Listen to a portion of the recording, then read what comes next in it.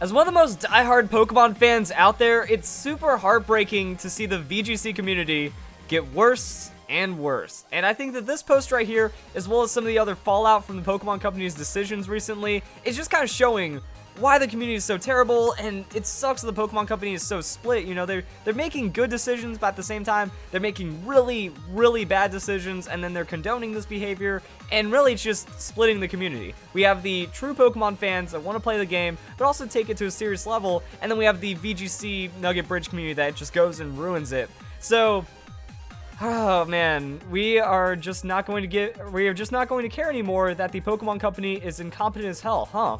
58 retweets, 114 likes. I don't really know who this guy is, but he has, you know, several hundred followers, and it gained some traction in the VGC community because you can kind of look at who retweeted this, and it's primarily VGC players, either VGC in the name or they identify as a VGC player, something to do with this, and it gets actually really interesting as we see who gets in here.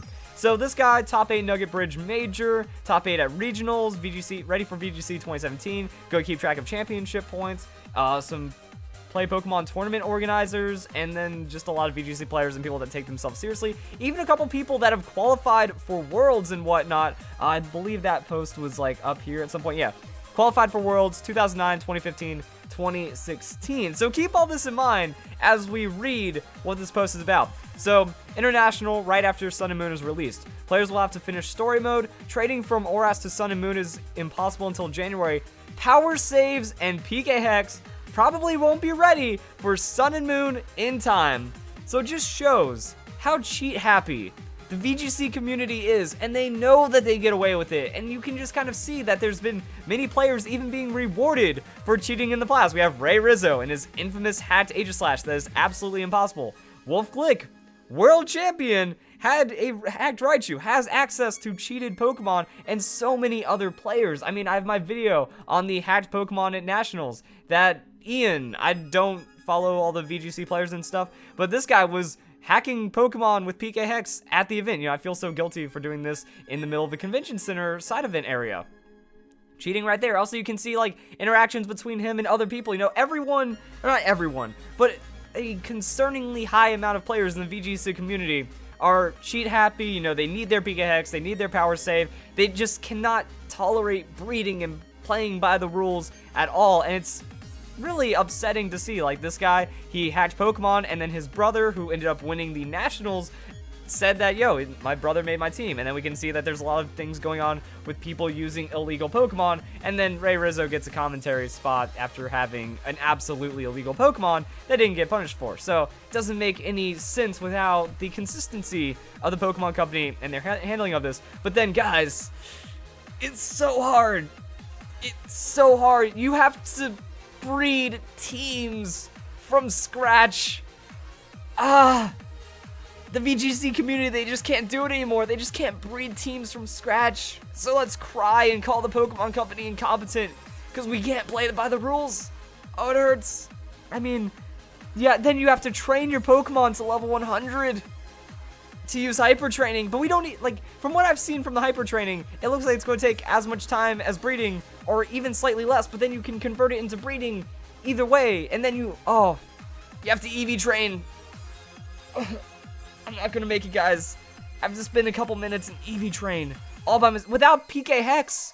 How do you EV train without PKHex? I totally forgot. You know, that's what the VGC community is doing.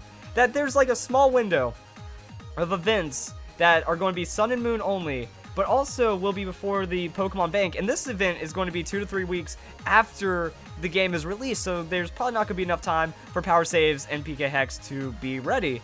And that is causing this huge outcry, and people are like, oh, the Pokemon Company is incompetent. And it's not just like this post with 58 retweets and whatnot. You know, there's a lot of other people in the community that are mad. They're like, Pokemon Company has to push back this event. They have to make it to where we have more time to train for this. You know, PKHex and power saves need to be allowed, or need to be ready by that time so we can have a shot at making a team and stuff. You know, you have around 2 weeks to do all of that.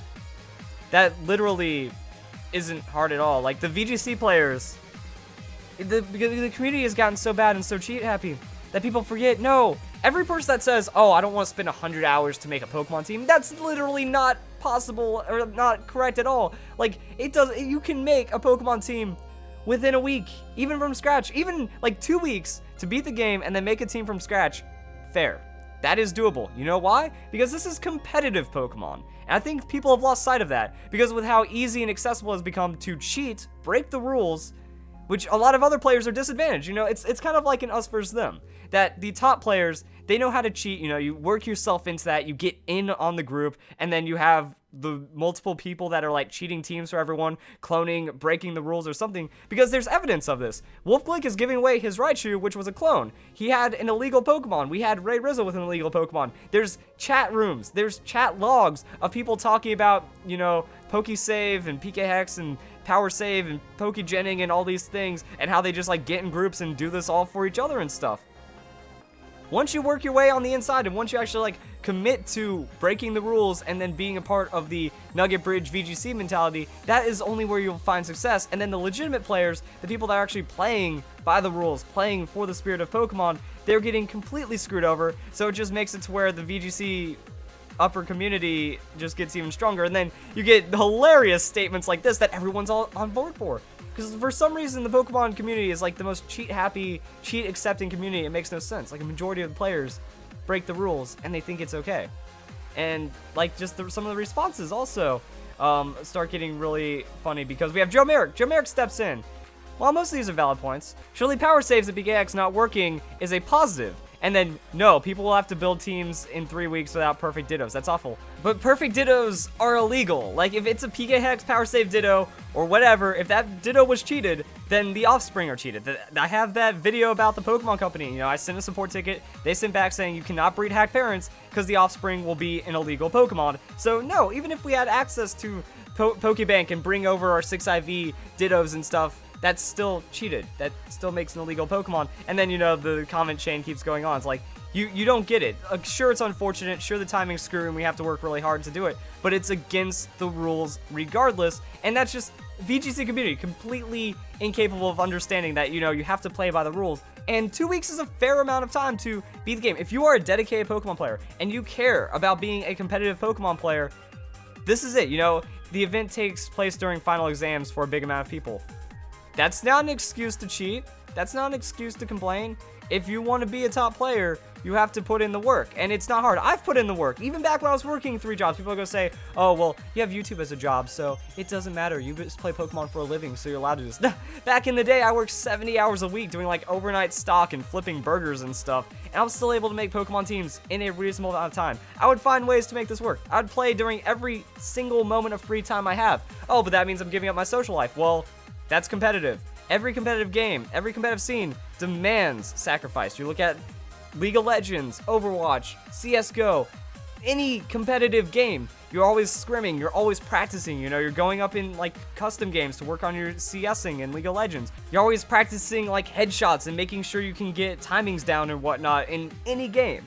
So you have to have the demand, you have to have the sacrifice, but the entitlement, how spoiled the VGC community has become. It's like, no, we don't do any of those things. We cheat our Pokemon and then we just win, and that's how we play. But that's not how any competitive scene works. So the fact that the Pokemon Company just kind of tolerates this is very unfortunate. And then there's like this guy right here. Now, I kind of mentioned him earlier. Pokemon Tournament Organizer going out and retweeting this post. This guy needs to lose his TO status. Like, what? What? No, this should not be allowed. If you're a representative Pokemon, you should not be tweeting something or condoning something that is in favor of power saving and PKHex and cheating just because the community is for it as well. That's what I mean, going back into like all these other players and all these other Worlds people. If we go on to this, okay, this guy, he's like obviously being sarcastic, but then we have Justin Castro. This guy, 6th place at Worlds, and he's the one that's, you know, joking around with this guy, like, obviously, Justin Castro was making fun of the comment I've said, and Justin has actually said, like, negative things to me on Twitter before, so it's not a hard stretch to assume that, you know, he's making fun of what I said right here, you know, you spoiled cheating brat, you, even though he's laughing about it. So he's accepting that as well. Now, I don't have any proof that he is cheating, but any of this acceptance and tolerance of cheating does not belong anywhere in the competitive Pokemon scene. But that's what we have. All the top players. In one of my other videos, you know, I'm showing top 4 nationals qualifiers from EU. Their Twitter feeds are full of them using and talking about PKHex. But the Pokemon Company doesn't do anything about it. So that's what it just kind of shows. It's like, it's that mentality that the people that feel like that people just get so discouraged. The average player that wants to go competitive, that has the ability to go competitive, just gets bullied out by the VGC community, and also just at a disadvantage from having to spend the time to actually breed teams, and then they lose out on practice time. They lose out on other team compositions and training and stuff. And then if you're not in with the, the assholes over there in the VGC community, then you are going to be out of the meta just a bit. You're going to have a much harder time. And then we could see, like, on the post. So, recently, Pokemon Company discovered the secrets of the video game championships. The Pokemon Company doesn't even make sense with their posts anymore. Then we have statements like this. Before we go any further, we want to remind trainers that there's no right or wrong way to train your teams. You should always try to do your best using whatever strategies in Pokemon are most appealing to you as a trainer.